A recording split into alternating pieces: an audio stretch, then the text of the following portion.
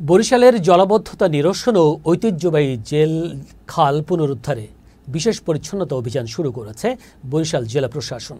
বৃহস্পতিবার সকালে নগরের মরখোলার পুল এলাকায় এই কর্মসূচির উদ্বোধন করেন বরিশাল জেলা প্রশাসক দেলোয়ার হোসেন।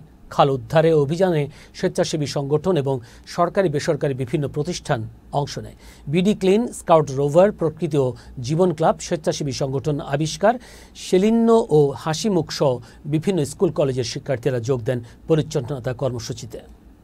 আমরা সেই পরিচ্ছন্ন করার মাধ্যমে এলাকাবাসীকে বলতে চাই, একা নয় এক হয়ে গড়ে তুলতে চাই পরিচ্ছন্ন ও জীবাণুমুক্ত বাংলাদেশ।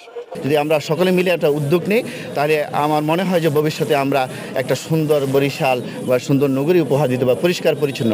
পাশাপাশি আপনাদের মাধ্যমে অনুরোধ জানাবো বরিশালবাসীকে যে শুধু আমরা পরিষ্কার করলাম, সিটি কর্পোরেশন কিন্তু কাজ করে যাচ্ছে, কিন্তু আমি একবার পরিষ্কার করে গেলাম, খাল খনন করে গেলাম, আবার যদি নাগরিকরা আবারও সেই আবার পলিথিন আবার ময়লা যদি তারা সে খালে ফেলে, কিন্তু সে আবার সে একই অবস্থায় পরিণত হবে। তাহলে আমাদের নাগরিক যে দায়িত্ব আছে, নাগরিক যে দায়িত্ব, সেই নাগরিক দায়িত্ব পালন করার জন্য আমি এই বরিশালবাসীকে অনুরোধ জানাচ্ছি।